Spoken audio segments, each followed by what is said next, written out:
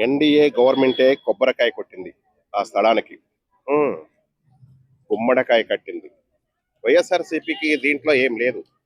దాంట్లో ఏదో పుల్లబెట్టి మనోడు ఏదో కెలకాలని చూసాడు. ఇప్పుడు ఈ అమరావతిని ఎలాగా ఆపారో, అబ్జెక్షన్ చేశారో అట్లాగే భోగాపురం ఎయిర్‌పోర్ట్ కూడా చేయాలని చూశారు. కానీ జగన్ రెడ్డి గారు మీరు ఇలా చేయటం కరెక్ట్ కాదు. సరే మిమ్మల్ని విమర్శించడాలు ఇవన్నీ కరెక్ట్ కాదు. ఇంకోటేంటంటే మీరు కొన్ని ప్రాబ్లమ్ చేశారు. ఎట్లా అంటే 2 డేస్‌లో ప్రధానమంత్రి వస్తాడని మీకు తెలుసు. మీకు తెలిసే ఇంకొక 2 డేస్ తర్వాత జైల్లో ఉన్న అప్పలరాజుని పరామర్శించడానికి నువ్వు వెళ్ళొచ్చు. 2 డేస్ ముందెందుకెళ్ళావు? నేను నిజాన్ని నిర్భయంగా మాట్లాడతా. ఎవడికి డప్పు కొట్టను. అది కరెక్టా రాజకీయం? ఆ! చెప్పు. ఆంధ్రప్రదేశ్‌లో ఒక చరిత్ర సృష్టించే ఎయిర్‌పోర్ట్, పెద్ద ఎయిర్‌పోర్ట్, నేషనల్, ఇంటర్నేషనల్ ఎయిర్‌పోర్ట్. ఏదో విజయవాడ దగ్గర గన్నవరం ఉండేదంటే, ఆ గన్నవరంలో నేషనల్ ఎయిర్‌పోర్ట్ మాత్రమే ఉండేది. అదేదో ఇంటర్నేషనల్ గానో అవో ఏదో ఈ మధ్యన కొన్ని ట్రైన్స్ బయటికెళ్ళొచ్చు. హైదరాబాద్ రావాల్సిందే. అట్లాంటిది ఆంధ్రప్రదేశ్‌లో నువ్వే అన్నావు. వీడియోలు ఉన్నాయి ఇవాల్టికి. ఎయిర్ బస్ కూడా రాని భోగాపురానికి ఎయిర్ బస్ సారీ ఎర్ర బస్సు కూడా రాని భోగాపురానికి ఎయిర్పోర్ట్ ఎందుకన్నావు? ఈ రోజు ప్రధానమంత్రి మోడీ గారు ఎయిర్ బస్ అంటే భోగాపురంలో డైరెక్ట్ గా ఫ్లైట్ తో దిగాడు. వచ్చిందా ఎయిర్ బస్సు? అది గుర్తుపెట్టుకోండి జగన్ రెడ్డి గారు. మనం చేస్తే ఇంకోటి ఏంటంటే విజన్ ఉన్న నాయకుడు మన జగన్మోహన్ సారీ చంద్రబాబు నాయుడు గారు శ్రీకారణ్యాన్ని కూడా డెవలప్ చేయగలడు. అంత కెపాసిటీ ఉన్న నాయకుడు. నిజం ఇది. నిజాన్ని నిర్భయంగా చెప్తున్నా. ఎందుకంటే మనకి ఇక్కడ హైటెక్ సిటీ అంటాం. మాదాపూరు, గచ్చిబౌలి, గవులదొడ్డి, ఈ కొండాపూర్ ప్రదేశాల్లో ఇవాళ సాఫ్ట్వేర్ కంపెనీలు కొన్ని వేల కంపెనీలు ఉన్నాయి. ఒకప్పుడు వాటి పరిస్థితి ఏంటో చెప్తా మీకు. నేను కళ్ళారా చూసింది. గొర్రెలు, బర్రెలు మేపే ప్లేస్లు అవి. అట్లాంటి ఆడిని ఇవాళ సైబర్ టవర్, సైబర్ సిటీలు, సాఫ్ట్వేర్ కంపెనీలు కొన్ని వేలు వచ్చినాయి అంటే దానికి చంద్రబాబు నాయుడు గారే మెయిన్ కారణం. అలాగే ఇవాళ భోగాపురం చేసుకున్న పుణ్యం ఏంటంటే ఉత్తరాంధ్ర మొత్తం శ్రీకాకుళం, విజయనగరం, విశాఖపట్నమే కాదు టోటల్ ఆంధ్రప్రదేశ్ కూడా చాలా అభివృద్ధి చెందుతుంది. ఎందుకంటే విదేశీయ కంపెనీలు వస్తాయి అక్కడికి. మెయిన్ ముఖ్యంగా స్వదేశీయ కంపెనీలు వస్తాయి. ఆ భోగాపురం ఎయిర్పోర్ట్ తో అక్కడ ఆగిపోదు. శ్రీకాకుళం నుంచి కొంతమంది కొన్ని దాదాపు మన హైదరాబాద్ కానీ బెంగళూరు ఈ ప్రదేశాల్లో ఎక్కువ ఎక్కడో ఎందుకు హైదరాబాద్ మోసపేటలో దాదాపు ఒక 1,00,000 మంది శ్రీకాకుళం నుంచి వచ్చి వలస వచ్చి కూలీ నాలి పనులు చేసుకుంటా బతుకుతున్నారు.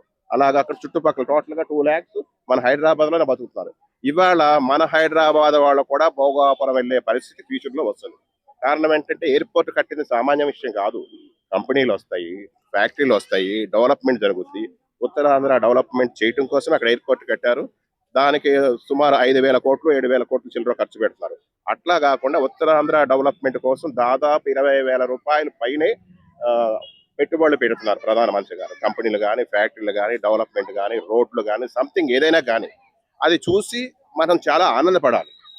ఇప్పుడు మన్య ప్రజల్ని అక్కడ బ్రిటిష్ వాళ్ళు వచ్చినప్పుడు వాళ్ళ నరికి చంపి హత్యలు అత్యాచారాలు ఎన్నో ఘోరాలు చేసిన రోజుల్లో వాళ్ళ మీద విప్లవకారుడు, వీరుడు, సూర్యుడు అల్లూరి సీతారామరాజు గారి యుద్ధం చేసి బ్రిటిష్ వారిని తరిమేయటానికి కంకణం కట్టుకున్నాడు. ఆ యొక్క విప్లవకారుడు అల్లూరి సీతారామరాజు పేరు ఆ ఎయిర్పోర్ట్ కి పెడతాం చాలా గర్వపడుతున్నాం. మామూలు విషయం కాదు. ఇప్పుడు మన కాంగ్రెస్ గవర్నమెంట్ హయాంలో ఏంటంటే వాళ్ళ వంశం గాంధీ గాంధీ గాంధీ ఇలా ఎయిర్పోర్ట్లు పెడతారు. ఎందుకంటే ఇప్పుడు బీజేపీ గవర్నమెంట్ ఏంటంటే దేశం కోసం పోరాడిన వాళ్ళ పేర్లు, అలాగే బ్రిటిష్ వాళ్ళతో పోరాడిన వాళ్ళ పేర్లు, అలాగే మొఘల్ చక్రవర్తులతో పోరాడిన పేర్లు. ఎందుకంటే అట్లాంటి పేర్లు పెట్టుకుంటే మన దేశం చిరస్థాయిగా ఒక గుర్తింపు ఉండిపోద్ది.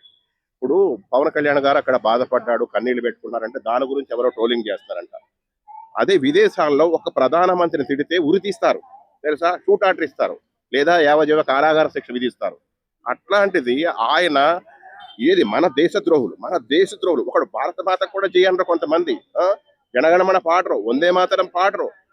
అక్కడ ఒక రిపోర్టర్ని మానభంగం చేయబోతుంటే దాని గురించి మాట్లాడరు. పాలిస్తాన్ కత్తులు మనకు అక్కడ ఏంటి? పాలిస్తాన్ కత్తులు నీట్ ఎగ్జామ్ రాసిన ప్రదేశంలో పాలిస్తాన్ కత్తులు ఎందుకున్నాయి?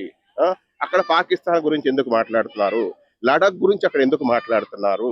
ఆ, అసలు ఇవన్నీ లేకుండా నీట్ ఎగ్జామ్ స్టూడెంట్స్ సమస్య కాబట్టి ప్రభుత్వంతో ప్రభుత్వ అధికారులతో దానికి సంబంధించిన విద్యాశాఖ మంత్రితో వీళ్ళతో ఫైట్ చేయాలి. అసలు వీళ్ళందరూ ఎవరు? పాకిస్తాన్ ఇప్పుడు కాంగ్రెస్ పార్టీకి అక్కడ ఏం సంబంధం ఉంది? ఆ, ఆమ్ ఆద్మీ పార్టీకి అక్కడ ఏం సంబంధం ఉంది? అఖిలేద యాదవ్ పార్టీకి ఏం సంబంధం ఉంది? ఇప్పుడు నీట్ ఎగ్జామ్ స్టూడెంట్స్ ని అడ్డం పెట్టుకుని వాళ్ళు సపోర్ట్ చేయండి, నో ప్రాబ్లం. వాళ్ళు అడ్డం పెట్టేసుకుని మీరు దేశాన్ని సర్వనాశనం చేయాలనుకోవటం ఇది చాలా దారుణమైన పరిస్థితి. మీకు మోడీ గారు లాంటి ప్రధానమంత్రి ఈ ప్రపంచంలో ఎక్కడైనా ఉన్నాడా? అరే, దిక్కు మొక్కు లేని ఈ భారతదేశాన్ని ఒక అగ్రస్థానంలో నిలబెట్టాడు ఇవాళ. ప్రపంచంలోనే 1, 2, 3, 4 ప్లేస్ లో ఉంది, ఏ రంగంలో అయినా సరే. అట్లాంటి వాడి మీద మీరు ఇట్లాంటి దేశద్రోహ పనులు చేయటం కరెక్ట్ కాదు. చూడండి, ఆయన ఉన్నంత కాలం మీరెవ్వడు కూడా ఇక్కడ ప్రధానమంత్రి కాదు కదా, అసలు ఆయన అంచుల దగ్గర కూడా రాలేరు. అరే, ఎంత దారుణం! ఏదో పెట్టారు కాక్రోచ్ పార్టీ, ఓకే, ఏదో పెట్టుకోవచ్చు, కొట్లాడవచ్చు, ఫైట్ చేసుకోవచ్చు.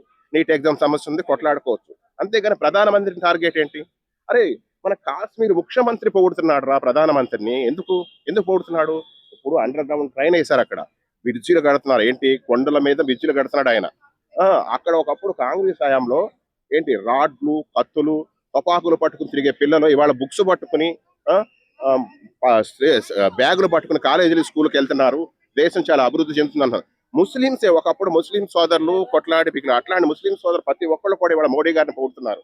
పాకిస్తాన్ వాళ్ళు పొగుడుతున్నారా, విదేశీయులు పొగుడుతున్నారా? మీకేమైంది? దేశద్రోహం ఉండా కొడకల్లారా, ఇంకా మీరు మారరా? మీకు బుద్ధి రాదా? దేశం మీద ప్రేమ లేదా? ఎందుకు నీ దేశాన్ని నువ్వు నాశనం చేసుకుని నువ్వు ఉంటావా? నువ్వు కూడా దాంట్లో నాశనం అయిపోతావు, అది గుర్తుపెట్టుకో. అర్థమైందా? ప్రధానమంత్రి గారికి సహకరించండి, సపోర్ట్ చేయండి.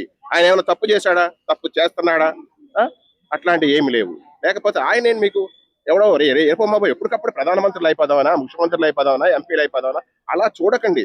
దేశాన్ని ఎవరు బాగు చేస్తున్నారు ఏంటి, అదే మనకు ముఖ్యం. ఇప్పుడు తండ్రి కరెక్ట్ గా ఉన్నప్పుడు ఆ కొడుకు ఈ కొడుకు తప్ప తండ్రి చూసుకుంటాడని. ఇప్పుడు తండ్రి లాగా ఒక దేవుడు లాగా ఆయనకి ఏమైనా ఒక ఆస్తి ఉందా? ఆయనకు ఒక ఇల్లు ఉందా? ఆయన ఓన్ గా ఆయనకంటూ ఏదన్నా ఉందా? ఒక్కొక్కడు వేల కోట్లు, లక్షల కోట్లు సంపాదించుకుని ఇంకా తిన్నదరక్క దేశాన్ని దోచుకుంటామని తయారైపోతున్నారు. ఆడెవడో విదేశాల్లో ఉన్న వాళ్ళు ఎయిర్పోర్ట్ లో దిగేసేసి జంతర్ మంతర్ దగ్గర మాయాజలం ఏంటి, అది తెలుసుకోండి దయచేసి. ఎందుకంటే ఈ మ్యాటర్ ఎక్కడికో వెళ్తుంది. మనం భోగాపురం ఎయిర్పోర్ట్ అన్నాం, ఇవాళ భోగాపురానికి ఆంధ్రప్రదేశ్కి 20,000 కోట్ల రూపాయలు ప్రధానమంత్రి గారు డెవలప్మెంట్ కి మనకి ఫండ్ ఇచ్చారు, చేస్తున్నారు కార్యక్రమాలు. ఏదైనా ఎవడవనా కానీ మంచి చేసే వాళ్ళని ప్రోత్సహించండి దయచేసి. అది జంతర్ మంతర్ దగ్గర జరిగింది మాత్రం మాయాజలం. దయచేసి దాన్ని తిప్పికొట్టండి, ప్రశ్నించండి. కాక్రోచ్ పార్టీ స్టూడెంట్స్ మనం కాదంటలా, ఎందుకంటే అది కూడా వ్యక్తిగత స్వార్థపరులు, ఆమ్ ఆద్మీ పార్టీ వాళ్ళు పెట్టుకున్న పార్టీ అది. ఆమ్ ఆద్మీ పార్టీని ఆయన అక్కడ ఓడిపోయాడు కాబట్టి ఢిల్లీలో అది పెట్టుకుని వీళ్ళందరిని అడ్డం పెట్టుకుని ఏదో వ్యవహారాలు చేయాలి. అలా చేయకండి దయచేసి. ఇప్పుడు ఎగ్జామ్ ఏమైనా పరిస్థితులు ఉంటే వాటి గురించి మాట్లాడండి. ఏదో అడ్డాలు పెట్టేసేసుకుని ప్రధానమంత్రిని దించేద్దాం, ప్రధానమంత్రి దిగిపోవాలి. ప్రధానమంత్రిని ఎంత గలేజ్ మాటలు మాట్లాడారా? పవన్ కళ్యాణ్ గారు ఇవాళ అక్కడ కళ్ళంపటి నీళ్లు పెట్టినాడు స్టేజీ మీద. ఒకటి యువత కూడా చెప్తున్నా, తల్లిదండ్రులు చెప్తున్నా అని చెప్పాడు ఆయన మంచిగా. అంత మంచిగా ఎవడని చెప్తాడా? మంచి మార్గంలో నడిపించండి, మంచి చెప్పండి, మంచి బోధించండి పిల్లలకి. ఎందుకంటే ఇప్పుడు రాంగ్ రూట్ లో వెళ్ళారనుకో అట్లా అయిపోతారు.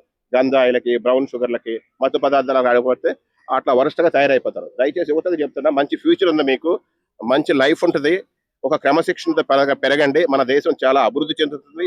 అలాగే మీకు మంచి మంచి అవకాశాలు ఉంటాయని ప్రధానమంత్రి గారిని మనం ఎల్లప్పుడూ ఎన్నుపూసగా సపోర్ట్ గా ఉండి మనం ఆయన కాపాడుకుందాం.